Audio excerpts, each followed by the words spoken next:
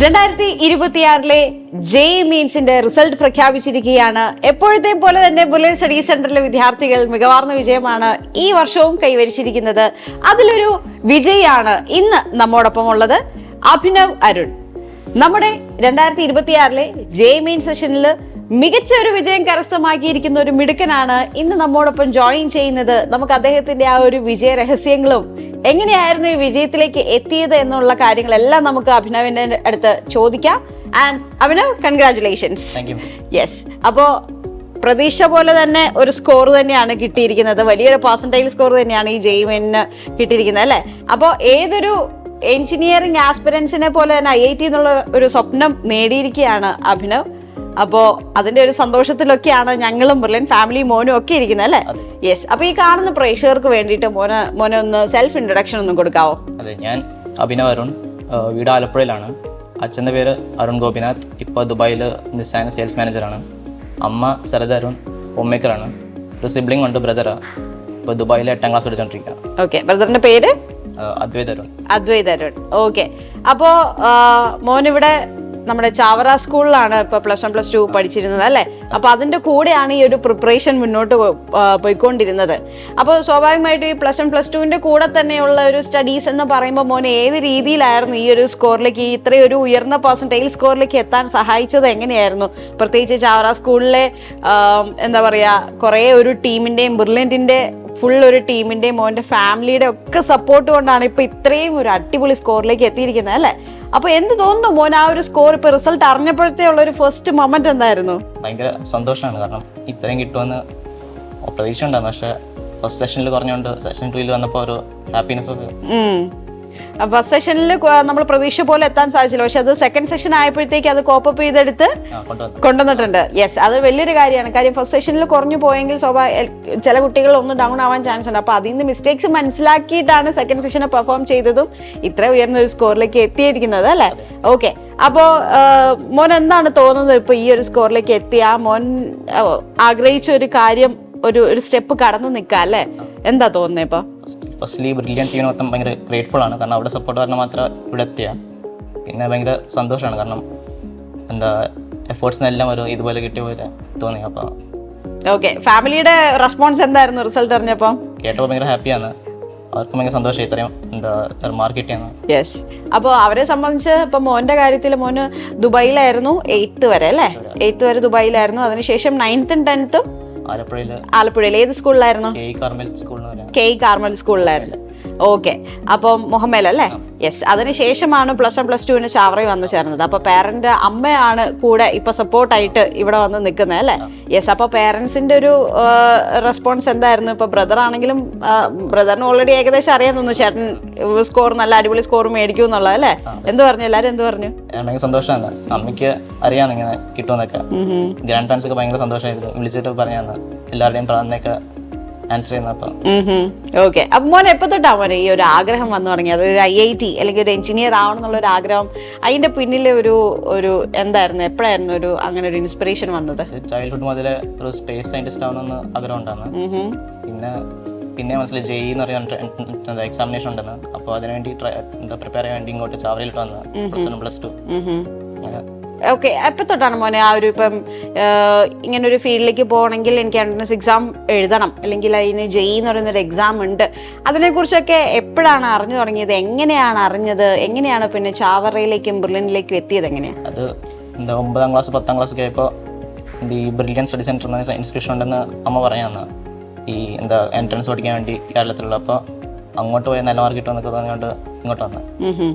Okay, അപ്പൊ ഇവിടെ വന്ന് പഠിച്ചപ്പോഴത്തേക്കും +1 +2ന്റെ കൂടെയുള്ള പഠനം എന്ന് പറയുമ്പോഴത്തേക്കും മോന് +1 +2 വേറൊരു ഒരുപാട് ഡിഫറൻസ് ഇല്ലെങ്കിൽ പോലും ഡിസ്ക്രിപ്റ്റീവ് ആണ്, ഇത് ഒബ്ജക്റ്റീവ് ആണ്, അല്ലെങ്കിൽ രണ്ടിന്റെയും കുറച്ച് വ്യത്യാസങ്ങളുണ്ട്, അല്ലേ?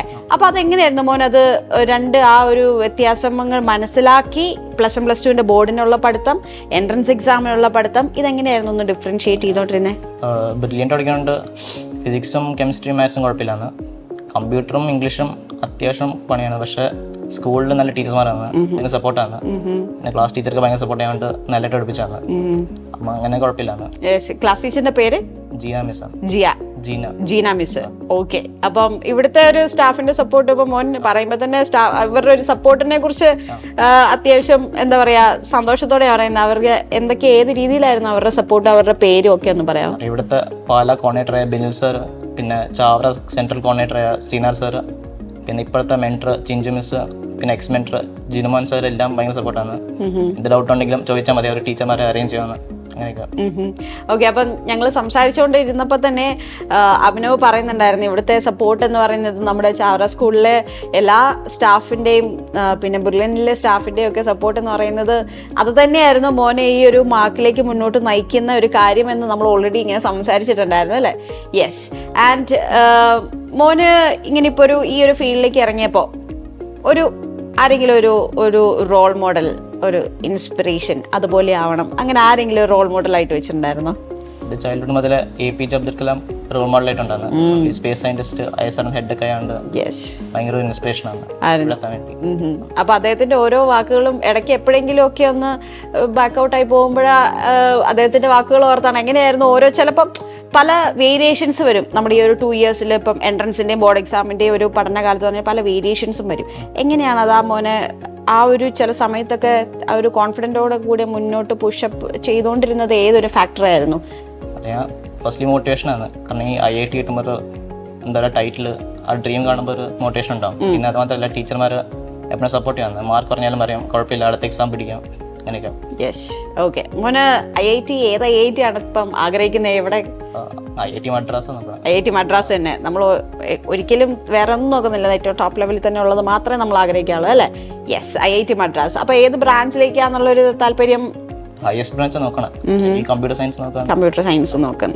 ഓക്കെ, അപ്പൊ അഭിനവ് എങ്ങനെയായിരുന്നു ഈ ഒരു എക്സാമിന് വേണ്ടിയിട്ടുള്ള സ്റ്റഡി കൂടുതലായിട്ടും പഠിച്ചുകൊണ്ടിരുന്ന ഏത് രീതിയിലാണ്? മോനെ എന്തെങ്കിലും ഒരു പ്രത്യേകമായിട്ടുള്ള ടാക്ടിക്സ് ഉണ്ടായിരുന്നോ? ഞാൻ ഇങ്ങനെയായിരുന്നു ഫോളോ ചെയ്തിട്ടുണ്ടായിരുന്നു, ഇത് എനിക്ക് കൂടുതൽ ഹെൽപ്ഫുൾ ആയി എന്ന് തോന്നുന്ന എന്തെങ്കിലും ഫാക്ടർ ഉണ്ടോ?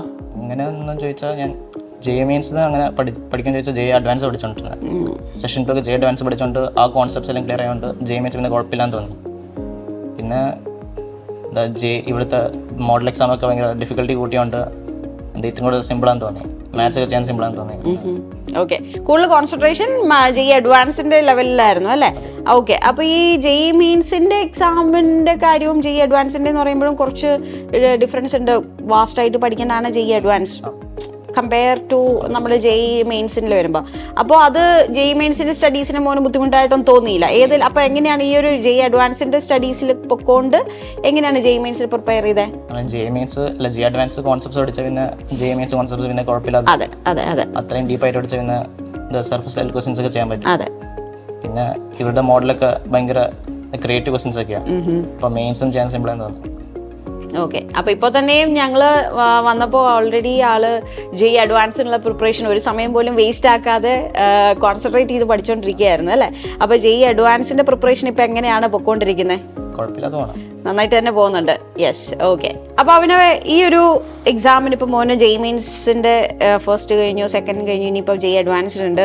ഇനിയിപ്പോൾ മോനെ പോലെ +1 +2 കൂടെ ഒരു ഇയർ മിസ്സാക്കാണ്ട് തന്നെ ഈ +1 +2 കൂടെ തന്നെ പഠിച്ച എൻട്രൻസ് എക്സാം പാസ്സാവണം എന്ന് ആഗ്രഹിക്കുന്ന കുറേ കുട്ടികളുണ്ട് അല്ലേ? അപ്പോൾ അവരോട് മോൻ്റെ ഒരു ടിപ്പ് എന്താണ് പറയാനുള്ളത്? മോൻ ഏത് രീതി പഠിച്ചാലാണ് ഇങ്ങനെ നല്ലൊരു സ്കോർ നമുക്ക് നേടാൻ സാധിക്കുക എന്ന് മോൻ്റെ അഭിപ്രായത്തിൽ എന്താണെന്ന് പറയാം? അഡ്വാൻസ് പഠിച്ചോണ്ടിരിക്കുക, മെയിൻസ് വന്നാലും ബോർഡ് എക്സാം വന്നാലും എന്താണെങ്കിലും അഡ്വാൻസ് ഫോക്കസ് ചെയ്തോണ്ടിരിക്കുക. കാരണം ഇതെല്ലാം സെയിം സിലബസാണ്, അപ്പോൾ എല്ലാം ഒരുമിച്ച് പോകും. പിന്നെ എത്ര മാർക്ക് കുറഞ്ഞാലും ഡെസ്പാകാൻ നോക്കാതെ അടുത്ത എക്സാം പിടിക്കാൻ നോക്കുക. കാരണം പതുക്കെ പഠിച്ച് അവിടെ എത്തും. ബില്യൻ എന്ന് പറയുമ്പോൾ ഒരു ഡിഫറെൻറ്റ് അറ്റ്മോസ്ഫിയറാണ്, ഒരു കമ്പറ്റീവ് സ്പിരിറ്റുകളുണ്ട്. എല്ലാവരുടെയും മാർക്കെല്ലാം കൂടുതലായിരിക്കും. അപ്പോൾ മാർക്ക് കുറഞ്ഞാലും ഡെസ്പാകാൻ നോക്കാട്ടെ. പിന്നെ ലാസ്റ്റ് എക്സാം ബെസ്റ്റ് എക്സാം നോക്കാം, ഓർത്തിട്ട് ചെയ്യാൻ മതി. യെസ്, അപ്പം ഓരോ എക്സാമും ഇപ്പോൾ ഫസ്റ്റിൻ്റെ എക്സാം ഇപ്പം അവനവൻ്റെ കാര്യം തന്നെയാണെങ്കിലും ഫസ്റ്റത്തെ എക്സാമിൽ ചെറിയൊരു ഒരു വന്നപ്പോൾ അത് സെക്കൻഡ് സെഷനിൽ അത് ആള് അത്രയും അത് മനസ്സിലാക്കി ആ മിസ്റ്റേക്സ് മനസ്സിലാക്കിയിട്ട് റെക്ടിഫൈ ചെയ്തിട്ടാണ് ഇപ്പോൾ സെക്കൻഡ് സെഷൻ ഇത്രയും അടിപൊളി ഒരു സ്കോർ നേടിയിട്ട് ഇവിടെ ഇരിക്കുന്നത് അല്ലേ. സോ എല്ലാവരും അങ്ങനെ തന്നെ മുന്നോട്ട് പോകാം. +1 +2 കൂടെ തന്നെ നിങ്ങൾക്കും ഈസി ആയിട്ട് തന്നെ ഈ ഒരു എക്സാം ക്രാക്ക് ചെയ്യാവുന്നതേ ഉള്ളൂ. ആൻഡ് ഇനി അഡ്വാൻസിൻ്റെ പ്രിപ്പറേഷൻ അഭിനവിൻ്റെ നല്ല രീതിയിൽ തന്നെ മുന്നോട്ട് പോകട്ടെ. നന്നായിട്ട് പഠിക്കുക, ഹാർഡ് വർക്ക് ചെയ്യുക, ഇതുവരെ ചെയ്ത പോലെ തന്നെ അതുപോലെ തന്നെയുള്ള എഫേർട്ട് മുന്നോട്ട് ഇടുക. അഡ്വാൻസിനും ഏറ്റവും അടിപൊളിയായിട്ടുള്ളൊരു സ്കോർ കരസ്ഥമാക്കാൻ സാധിക്കട്ടെ എന്ന് ബ്രില്യൻറ്റ് സ്റ്റഡി സെൻറ്റർ ഫാമിലി ആശംസിക്കുകയാണ്. All the best. Yes. Brilliant Study Center, India's #1 coaching center for NEET and JEE.